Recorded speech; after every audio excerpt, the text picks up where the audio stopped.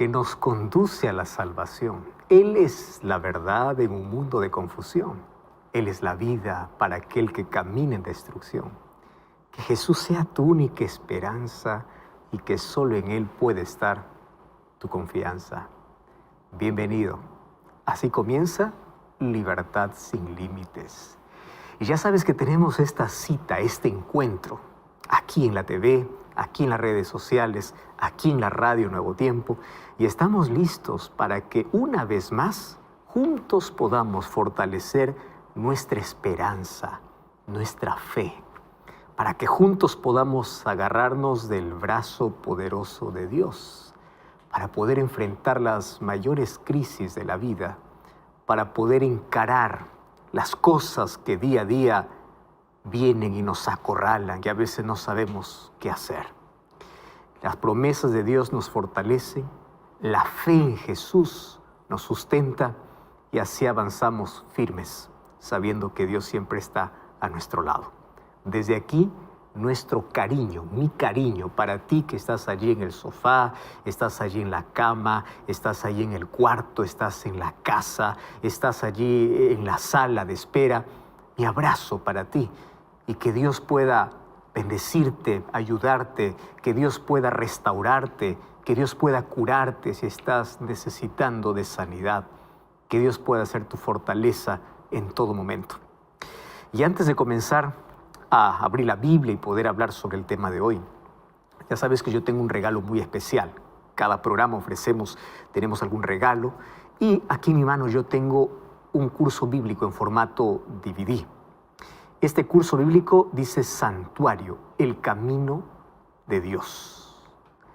¿Cómo poder conocer el plan de salvación de una manera más simple? Solicita este DVD, que es totalmente gratis, a nuestro número de WhatsApp, que es el +5512 9810 1460, o también puedes ingresar a estudielabiblia.com. Ingresa allí, vas a encontrar este y otros materiales que sin duda van a fortalecer tu fe. ¿Estás listo? No postergues, no esperes para otro momento, puedes solicitarlo ahora y vas a enriquecer tu fe, conociendo el camino de Dios, el plan de salvación para nuestra vida. ¿Estás listo? ¿Estás listo para hoy? Yo estoy aquí con Biblia en mano, con Biblia abierta y, como siempre, esperando aquel momento para que juntos podamos reflexionar en el mensaje que Dios tiene para nuestra vida. Mientras tú allí te acomodas bien, vamos a una brevísima pausa. No quiera, la verdad, es mantener allí el equilibrio cuando hablamos acerca de orgullo, ya que la palabra orgullo es una de las palabras más comunes. Ya hablaste muchas veces, yo me siento orgulloso de, ¿verdad? Y lo decimos como un asunto tan positivo para la vida. Tengo orgullo de, me siento orgulloso de. Ahora, ¿cuál es aquel orgullo que realmente destruye? ¿Realmente el orgullo tiene algún lado positivo?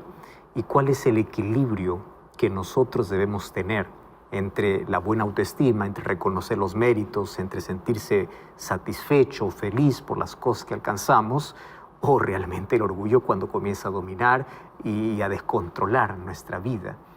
¿Cómo poder nosotros identificar hasta qué punto, no es que el orgullo es bueno, hasta qué punto el ser humano puede llegar y decir, cuidado, porque a partir de esta línea, de este punto, yo estoy siendo orgulloso? Eso vamos a hablar hoy. Y sabes que esto no es un tema trivial. Esto es un tema realmente importantísimo. Déjame explicarte. En la Biblia nosotros encontramos varios textos que condenan el orgullo y la altivez de espíritu. Y hoy vamos a abrir la Biblia y vamos a encontrar cómo esto es tan destructivo para las relaciones interpersonales, para la familia, para el ser humano, pero especialmente en el área espiritual, para el relacionamiento, la relación que debemos tener con Dios. Una de las cosas más tristes que vemos dentro de nuestro mundo, especialmente del cristianismo, es que hay tantas personas dentro de la iglesia que conocen a Dios, pero se orgullecen tanto por los títulos que tienen, por los grados que obtuvieron, porque es verdad, con esfuerzo y con disciplina alcanzaron muchas cosas, pero el orgullo no les permite ver las cosas como Dios quiere que lo veamos, de la manera más simple, de la manera más sencilla, no significa falta de profundidad. Significa ver la vida y las cosas de una manera más simple y tener más compasión por los demás.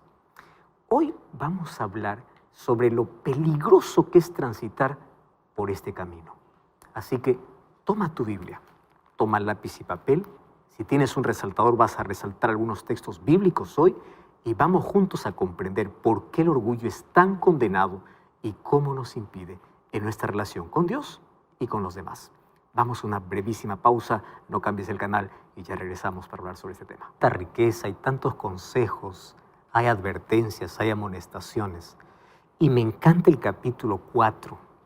En el capítulo 4 él va a abordar diversos temas. El primer tema que va a abordar es de dónde vienen las guerras, de dónde creen que surgen los pleitos. No comienza cuando los países comienzan a comprar armas. Las guerras comienzan dentro del corazón, un corazón sin paz, un corazón sin Dios. ¿De dónde vienen los problemas en la casa? No viene porque hubo allí algún problema que surgió. El problema comenzó en el corazón. Entonces, allí dice el versículo 1, las guerras y los pleitos vienen como resultado de las pasiones, vienen como resultado del descontrol. Y luego dice, si ustedes no tienen nada es porque no saben pedir, porque a veces ustedes piden solamente para sus propios deleites. Y los consejos continúan, de allí dice, no juzgues a tu hermano, no te jactes del día de mañana, la vida es corta, la vida es pasajera, vívela bien, toma buenas decisiones, en fin. Pero en el versículo 6 me da aquí una de las lecciones más importantes que todo ser humano tiene que entender en la vida. Santiago capítulo 4, versículo 6 dice así, pero Él da mayor gracia. Está hablando acerca de Dios.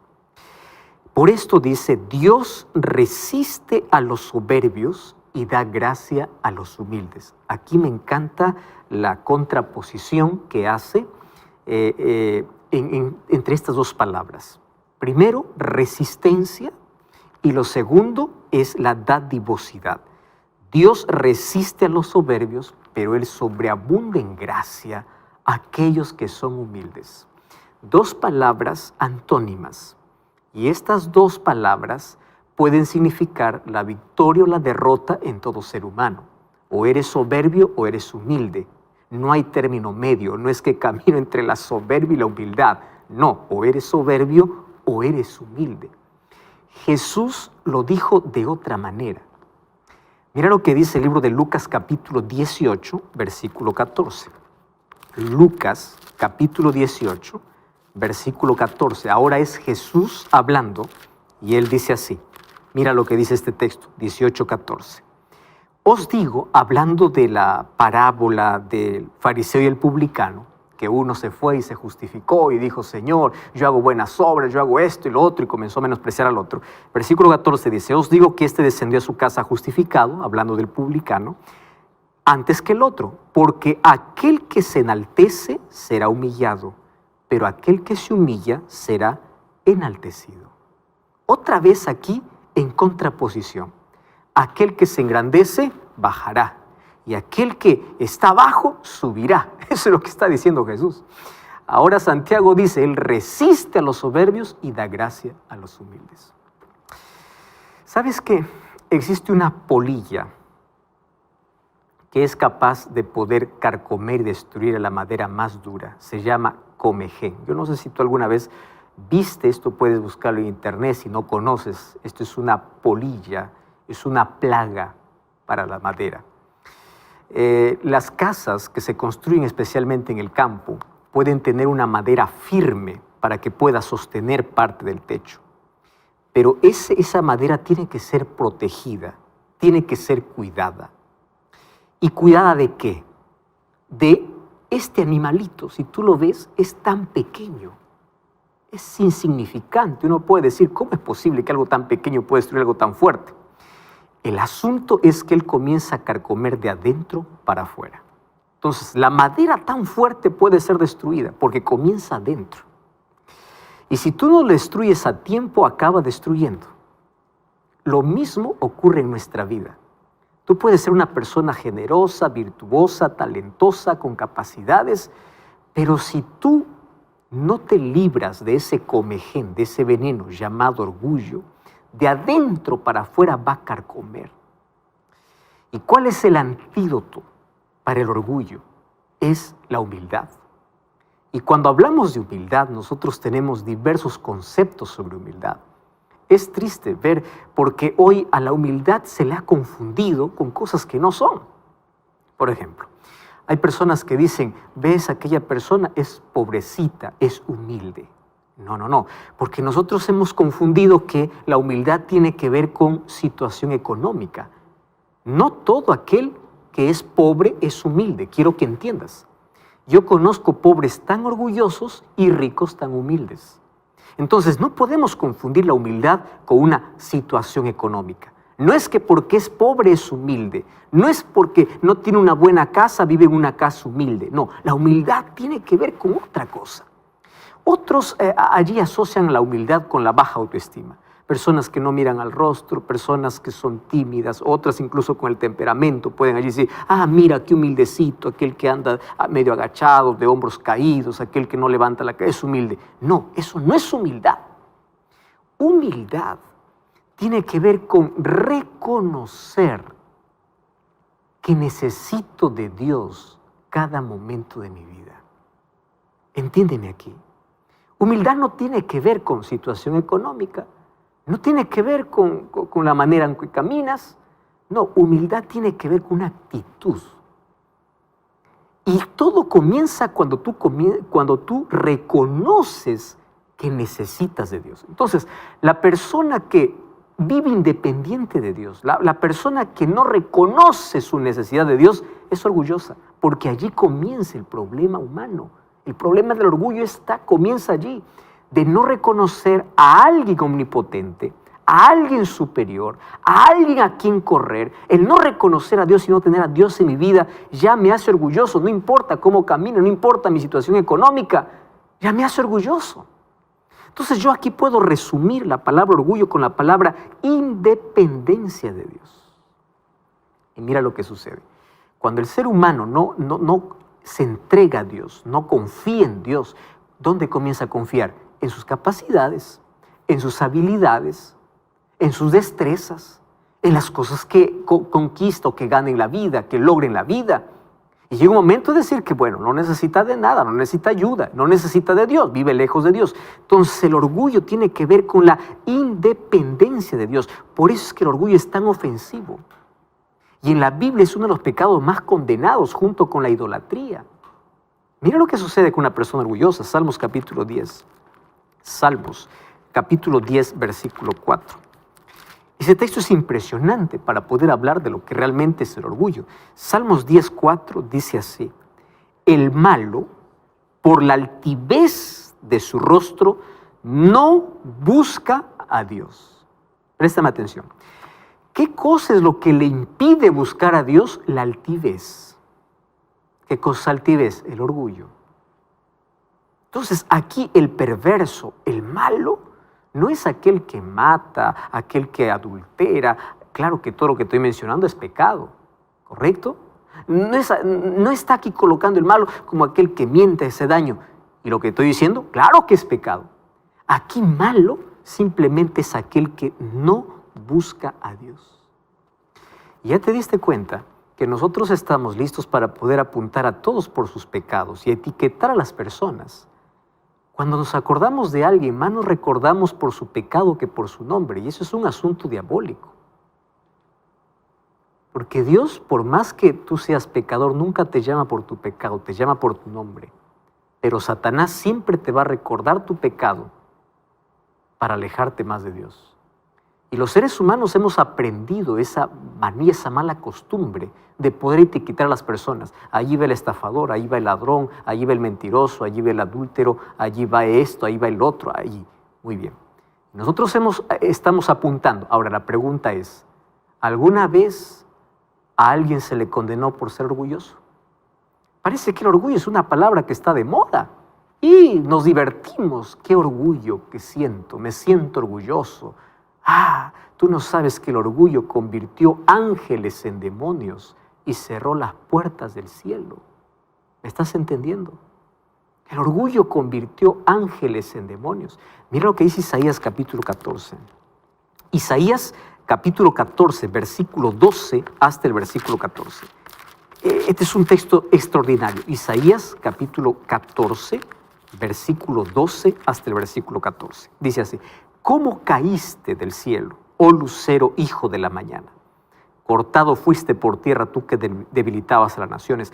Tú que decías en tu corazón: subiré al cielo, junto a las estrellas de Dios levantaré mi trono. En el monte del testimonio me sentaré, sobre las alturas subiré, seré semejante al Altísimo, mas tú serás derribado hasta el Seol. ¡Wow! ¡Qué fuerte! ¿De quién está hablando aquí? Esta es la experiencia, la historia de Lucifer. Entonces, el orgullo, de una manera misteriosa, entró en el corazón de un ser perfecto, de Lucifer.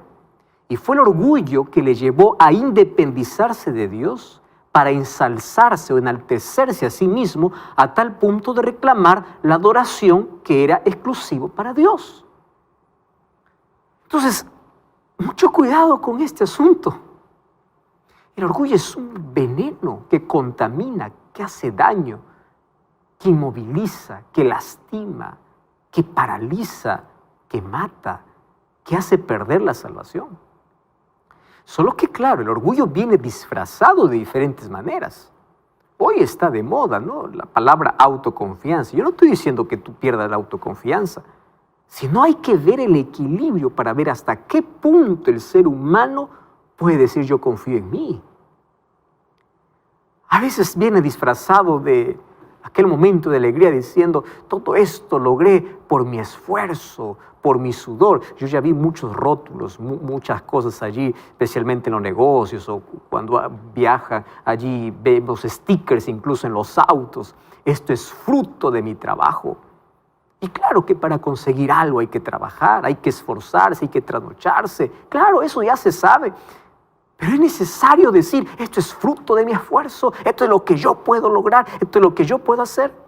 Fíjate cómo la Biblia presenta una advertencia para esas personas que siempre sacan a relucir que lo que tienen es fruto de su trabajo. Mira lo que dice el libro de Deuteronomio capítulo 8. Esta es una de las advertencias más fuertes que encontramos aquí.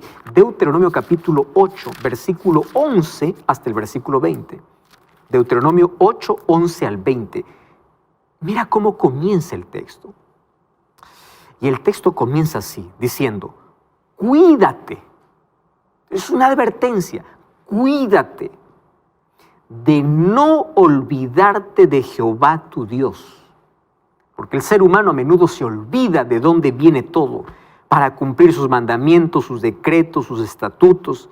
No suceda que comas, te sacies, edifiques buenas casas donde vivas, que tus vacas aumenten, que tu plata y tu oro se multiplique y que todo lo que tuvieres aumente. Y versículo 14 dice: y se enorgullezca tu corazón y te olvides de Jehová tu Dios. ¿Tú estás entendiendo aquí este texto? Cuídate. Que se enorgullezca tu corazón, te olvides que fue Dios quien te libertó, es Dios quien te sacó de Egipto. Él te hizo caminar por un desierto grande, espantoso, lleno de serpientes, de escorpiones, de sed donde no había agua, y Él te sacó agua de la roca. Él te sustentó con maná en el desierto. Él dio comida que tus padres no han conocido. No digas en tu corazón: mi poder, mi fuerza, mi mano me ha traído tal riqueza. Este versículo 17 realmente es extraordinario. No digas: este es el resultado de mi fuerza. ¿Quién te dio la vida? ¿Quién te dio el aire? ¿Quién te dio la salud? Cuídate de no olvidarte de Jehová tu Dios. Nuevamente volvemos al concepto. ¿Qué es el orgullo? El orgullo es la independencia de Dios. Donde el ser humano cree que ya puede solo. Donde el ser humano cree que ya no necesita de Dios. Y aquí presenta que las riquezas y la comodidad representan uno de los mayores peligros, porque puede llevarnos a pensar que tenemos todo y que no necesitamos de nada. Por eso tú ya te diste cuenta que las personas que pasan por más necesidad son las que buscan a Dios. Y a veces Dios tiene que permitir en nuestra vida situaciones así donde perdemos todo y donde lo único que nos quede sea Dios para reconocer quién es Él. Porque cuando tenemos todo, no agradecemos, nos quejamos de todo. Cuando tenemos todo, el ser humano vive tan cómodo y se independiza, piensa que todo lo que tiene es por él mismo, por su fuerza, por su esfuerzo, por su destreza, por su inteligencia, y se olvida de dónde viene todo eso. Tú puedes decir, pastor, bueno, yo no me considero orgulloso. Tú puedes decir, déjame hoy mostrarte algunas características y si tú te identificas con algunas de estas, es hora de parar, es hora de ir a Dios y decirle, Señor, perdóname, yo soy orgulloso. El orgullo es un cáncer que nadie ve, nadie me va a condenar, pero está dentro, me puede destruir. Por favor, ayúdame. Mira, ve, te voy a mostrar algunas características. Primera característica, el orgulloso se enfoca en ver solamente lo malo de la otra persona. ¿Conoces personas así? Solamente está listo para ver defectos, pero es ciego para ver sus propios errores. Por eso es que se cree superior. Tú ya viste personas que están listos allí para apuntar solo los defectos de los demás. No ven el defecto suyo. ¿Quién les colocó de jueces? El orgullo. Claro, uno se siente tan bien y tan perfecto que es capaz de condenar en lugar de orar, en lugar de ayudar, en lugar de interceder por otra persona, en lugar de cuidar de la otra persona y decirle con amor que cambie. No, ahí están para juzgar. Y cuando tú juzgas, tú estás diciendo yo soy superior, yo soy mejor. Y tú puedes condenar pecados públicos, pero Dios ve los pecados secretos que tienes. Y el orgullo hace eso, que las personas puedan ver siempre defectos y problemas en los demás, menos en ellos. Una segunda característica. ¿Sabes que una persona orgullosa le gusta mantener su ego intacto? Entonces, si ven a alguien que tiene mejores cualidades que él o que ella, lo alejan. Hacen todo lo posible para alejarlo, porque ahí está la competencia, ¿verdad? Entonces, si hay alguien que esté mejor que... No, mejor lo mantengo lejos. O yo me alejo o lo alejo. Orgullo, una tercera característica. Siempre están hablando de sus mayores logros en todo momento. Aunque no le pregunten, siempre está hablando yo hice. Como que cada vez que dice yo hice, se va inflando y es como un globo que se va inflando. Y la gente allí dice, wow, impresionante. Y algunos alimentan el ego, el orgullo. Claro, es que tú eres así. Es que tú... querido. Otra característica. Nunca están dispuestos a pedir ayuda, aun cuando lo necesitan. Porque creen que solo pueden. ¿Tú sabes que todos los seres humanos lo necesitamos? Si tú dices yo no necesito de nadie, hay que evaluar un asunto interno. Otra característica, no están dispuestos a admitir que se equivocan. Y si alguien le dice que se equivocó, él no dice, sí, me equivoqué. Siempre va a estar buscando culpables. Eso sucedió por culpa de. Nunca admite un error. ¿Te das cuenta que todo esto tiene relación con este cáncer que se llama orgullo? Otra característica es que esas personas disfrutan del fracaso de los demás. Yo no sé si tú conoces a alguien que se alegra más bien cuando alguien cae. Porque él quiere ver que todos caigan y él siempre estar arriba, él siempre estar mejor. Y cuando alguien consigue algo en la vida, en lugar de alegrarse, se entristece. ¿Por qué no te alegras con el éxito del otro? Otra característica es que él cree que todo lo sabe y piensa que él no puede aprender de nadie. Y este problema a menudo lo tienen aquellos que alcanzan la cúspide en obtener grados o títulos en la vida. Yo ya conozco personas tan orgullosas que porque tienen un título en la pared creen que un niño no les puede enseñar. Y creen que ellos tienen la última palabra. Creen que ellos ya tienen todo el conocimiento que cuando escuchan a alguien dicen, no, ¿para qué lo voy a escuchar? Yo ya sé. O cuando se sientan comienzan a juzgar a la persona. Querido, cuando alguien se coloque delante de ti con la palabra de Dios, no importa si ni siquiera tuvo educación, es la palabra de Dios que se va a abrir. Es Dios quien va a hablar, es Dios quien va a usar como instrumento. Entonces hay personas que porque tienen grados, tienen títulos, han logrado muchas cosas en la vida, piensan que no pueden aprender. Todos los seres humanos comenzamos a morir cuando dejamos de aprender. Y el aprendizaje no esperes de personas brillantes. Todos los días se aprende. Los niños nos tienen que enseñar, los animales nos tienen que enseñar. Las personas más simples, más sencillas, nos tienen algo que enseñar. Cuando tú dejas de aprender, tienes que reconsiderar que el orgullo puede estar dominando tu vida. Otra característica del orgullo es que él no está dispuesto nunca a perdonar ni a pedir perdón. Claro, porque no es humilde para reconocer que se equivocó. Él cree que es perfecto. Otra característica es que él quiere siempre que su palabra sea la última. Aquí mi palabra prevalece y van a hacer todo. Si alguien aparece con una mejor idea, no, lo minimiza. Si alguien aparece con alguna otra cosa, no, dice, hacen prevalecer su palabra. Otra característica es que minimiza sus errores y engrandece sus logros. Porque cree que él no tiene defectos. Entonces yo te pregunto, ¿conoces a alguien así? O mejor, ¿ya te identificaste con algunas de estas características? Uno puede decir, no, yo no soy orgulloso. El orgullo no tiene que ver conmigo. Pero cuando uno comience a evaluar aquellas características, se va a dar cuenta que más de una vez uno ha caído en alguna trampa. Por eso mira cómo Jesús presenta aquellos que siempre están buscándole a Él, reconociendo su necesidad. Mateo capítulo 5, versículo 3 dice así: felices los pobres en espíritu. Felices los pobres. ¿Quién es un pobre de espíritu? Aquel que reconoce su necesidad constante de Dios. Romanos capítulo 12, versículo 3 dice: nadie tenga que sobrevalorarse.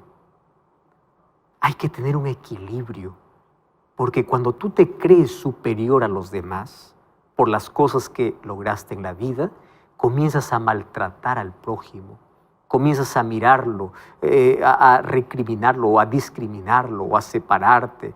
Comienzas a creer que tú eres mejor, y no es así. Quiero que sepas que tú y yo somos igual de pecadores. Tú y yo somos igual en la presencia de Dios, necesitados de la gracia de Cristo. En la presencia de Dios no hay títulos, no hay cargos, no hay funciones. En la presencia de Dios todos somos igualitos. Entonces baja del pedestal, ama a los demás, acéptalos con sus errores, ayuda a tu hermano, no lo critiques, no lo discrimines, no lo hundas. Porque tú estás en la misma condición. Eso es humildad. ¿Sabes que el orgullo o la autosuficiencia es una falsa grandeza? Donde el ser humano se cree superior a los demás. Comienza a subestimar los méritos de los demás. Yo considero que la soberbia o el orgullo no es una grandeza, sino es una hinchazón. Y quiero que sepas que aquello que se hincha parece grande, pero en realidad se trata de una enfermedad. El orgullo es un cáncer, es el cáncer del alma. El orgullo es lo primero que nosotros nos ponemos y lo último que nos sacamos en la vida. Lamentablemente nuestra naturaleza corrupta por el pecado ya viene con esa tendencia y el ser humano, en lugar de sacarse, lo protege. Una de las cosas que hace el orgullo es que el orgullo protege aquello que Dios quiere destruir y fortalece aquello que Dios quiere debilitar. El orgullo vivifica, da vida a aquello que Dios quiere hacer morir. Y en la Biblia yo encuentro dos historias de cómo Dios trata con una persona orgullosa para salvarlo. Sabes que a veces Dios tiene que golpear nuestro orgullo. A veces tenemos que caer. A veces tenemos que experimentar situaciones dolorosas para aprender a ser humildes. A veces tenemos que quebrarnos para experimentar cómo Dios puede restaurarnos y levantarnos de allí. La primera historia está en el Antiguo Testamento y es la historia de un hombre valeroso llamado Naamán. ¿Sabes que este hombre era de renombre sobre todo su pueblo? Él era valeroso en extremo, eso es lo que dice la Biblia, pero tenía un problema, y el problema es que él era leproso. Y la lepra era una de las enfermedades más terribles de todos los tiempos. Un día, él va a buscar sanidad y va allá para el profeta, y él tiene que caminar, y mientras él camina para ver al profeta Eliseo, él va cargado de regalos porque él quiere comprar la curación, él quiere comprar el milagro. Entonces él se va, como él es militar, como él es general del ejército sirio, él está acostumbrado a los honores, él está acostumbrado a que la gente vaya, le reciba, le abrace, le aplauda. Él está acostumbrado a los honores, él está acostumbrado a los títulos, él está acostumbrado a las largas presentaciones, él está acostumbrado a todo aquello. Resulta que cuando llega para Eliseo, Eliseo ni siquiera la atiende. Eliseo manda a su criado y le dice, anda, dile a ese hombre que vaya a zambullirse 7 veces en el río Jordán. Eso es todo. Ni siquiera le recibió el profeta. ¿Tú te imaginas cómo fue herido el orgullo de Naamán? Él estaba esperando grandiosidad. Viene el general del ejército sirio. Esa historia está en el libro de Segunda de Reyes, capítulo 5. Tú puedes leer toda la historia. Entonces allí, él muy molesto, coge todos sus regalos y él quiere volverse a su tierra porque su orgullo fue herido. Pero mientras él volvía muy furioso, uno de sus acompañantes le dice, Señor, hemos caminado tanto para que te vuelvas así, ¿qué te cuesta obedecer?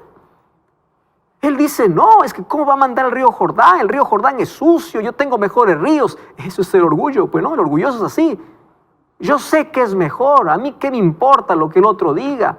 Pero era Dios que estaba mandando por el profeta, porque Dios antes de curar su piel quería curar su corazón. Y quiero que entiendas, a veces Dios quiere primero curar las heridas internas, el cáncer interno, aquel que carcome el alma. Y uno de esos cánceres que carcome el alma se llama orgullo. Y Dios quiere arrancar, y para hacer esa cirugía, a veces tiene que doler. Entonces Naamán, allí resignado, él dijo, bueno, está bien, obedeceré. Se fue al río Jordán. Y ahí estuvo primera, segunda, tercera, cuarta, quinta, sexta. No había resultado, pero eran 7 veces, él tenía que obedecer. Y dice el texto que cuando él se zambulló la 7ª vez y se levantó, su carne, su piel era como de un niño. ¡Wow! ¡Qué extraordinario! ¿Qué cosa es lo que Dios quiere curar?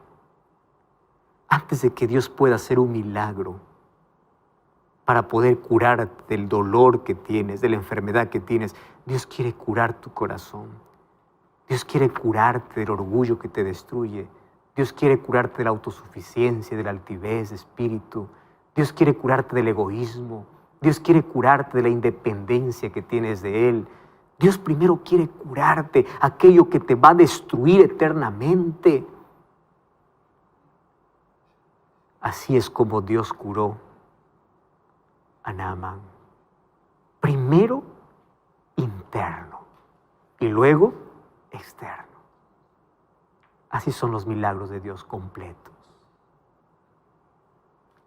Quién sabe, tú estás orando por una restauración física y todavía no llega porque Dios está intentando curar tu corazón. Dios está intentando decirte, yo quiero que tú aprendas a depender de mí. Hace tiempo estás lejos. Tú apenas quieres un milagro. ¿Un milagro para qué? ¿Para que te sanes y luego sigas huyendo de mí? ¿O realmente quieres vivir conmigo? Y hay una segunda historia que está en Daniel capítulo 4. Esta es la historia de Nabucodonosor. Nabucodonosor el rey que hizo que Babilonia fuese el imperio más poderoso de todos.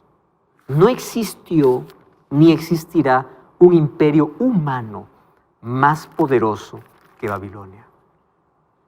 La cantidad de oro, la belleza, la arquitectura, la conquista o las guerras que vencieron. No existe un imperio mejor que eso. Pero eso le llevó a que Nabucodonosor crea que él es Dios. Y Dios quiso tratar su problema por mucho tiempo, pero él no se dejó. Dios manifestó su poder, librando a sus hijos del horno de fuego, interpretando el sueño que sus magos no podían interpretar. Y después de tanto tiempo, Dios le enseñó una lección de humildad. Y en el capítulo 4 del libro de Daniel se narra una de las historias más extraordinarias por el desenlace. Esto parece una película, esto parece un guión, mas es la historia de la conversión del rey más poderoso, Nabucodonosor. Y él comienza diciendo: Nabucodonosor, rey a todos los pueblos, naciones y lenguas que moran en la tierra, paz os sea multiplicada. Y me encanta porque el versículo 2 dice: conviene que yo declare las señales y milagros que Dios ha hecho conmigo. ¿En qué momento Nabucodonosor reconoce que Dios hizo un milagro en su vida? ¿En qué momento él se queda maravillado? No porque él vio descender fuego del cielo, no porque él vio salir agua de una roca, no porque él vio una cosa extraordinaria. Cuando él dice señales y milagros, era lo que Dios hizo en su vida, lo que Dios hizo en su corazón. ¿Qué cosa es lo que sucedió? Un día él tuvo un sueño, solo que esta vez él sí se acordaba del sueño. Y como siempre llama a todos sus astrólogos, magos, etcétera, etcétera. Recordemos que en el capítulo 2 de Daniel, él no se acuerda del sueño, pero en el capítulo 4 él sí se acuerda del sueño. Y esta vez se presenta Daniel, el profeta de Dios. Y él dice: yo soñé un árbol grande, las aves del cielo venían, las bestias del campo estaban allí, hasta que escuché una voz que se dijo: corten el árbol. Y después de un tiempo, Daniel le dice: mira, ese árbol